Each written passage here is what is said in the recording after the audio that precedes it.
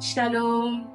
Alors aujourd'hui, nous allons une fois de plus parler d'une pression, mais cette fois-ci la pression qui vient des circonstances ou des événements qui viennent totalement bouleverser notre vie. Nous avons plusieurs cas, mais je vais en citer quelques-uns, notamment le cas des pertes des parents, des êtres chers, des deux parents ou même d'un parent, notamment d'un père qui est censé être responsable, qui tient les finances et même qui est votre responsable en tout et pour tout.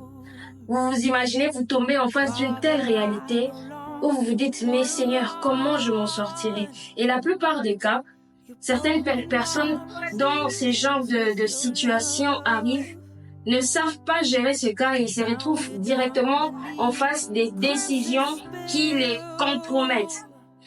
Il y a des personnes comme ça qui, ils ont tellement frappé par-ci par-là, cherchant une solution, cherchant à se payer des frais scolaires, universitaires, disons académiques, mais ils ont été tellement bloqués de toutes parts, étant donné que leurs parents n'étaient plus, et ils ont été, sans le savoir, soumis à plusieurs contraintes.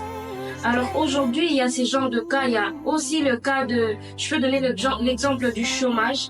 Vous êtes bien dans votre vie, vous vous retrouvez et puis boum, le chômage arrive.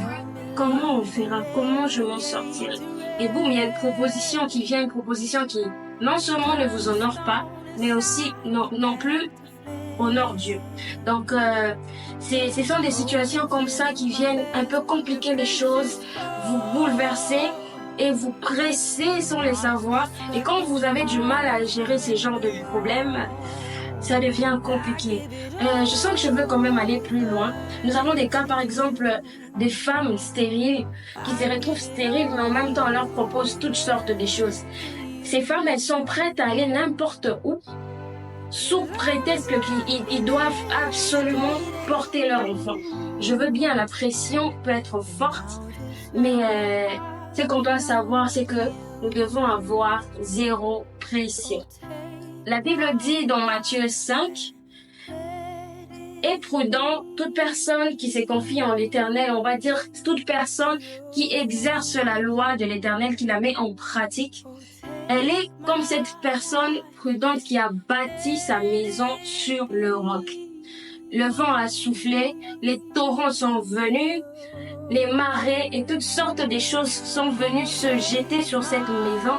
Mais cette maison n'est point tombée, cette maison ne s'est point détruite parce qu'elle était fondée sur le roc. La bonne nouvelle, c'est que pour toute personne qui s'est confiée en l'Éternel, sur toute personne qui bâtit sa force et qui regarde uniquement à Dieu et non aux événements, cette personne, elle tient bon.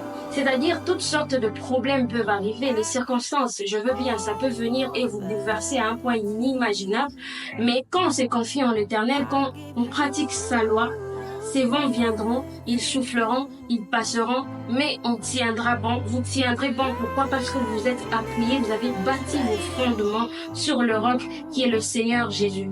Alors, il est important que quand ces choses arriveront, si vous tombez sur cette vidéo et que vous êtes en plein dedans, la bonne nouvelle est que vous devez regarder au Seigneur qui a permis cette circonstance, mais qui ne vous laissera pas, qui ne vous abandonnera pas. Puisque vous êtes fondé en lui, il va faire en sorte que vous vous en sortiez. Ne regardez pas aux solutions humaines. Ne regardez pas à tout ce qu'on vous apporte par vos yeux et qui vous séduisent facilement pour vous donner des solutions rapides. Regardez au Seigneur car il a un plan merveilleux pour vous. Que Dieu vous bénisse et à la prochaine.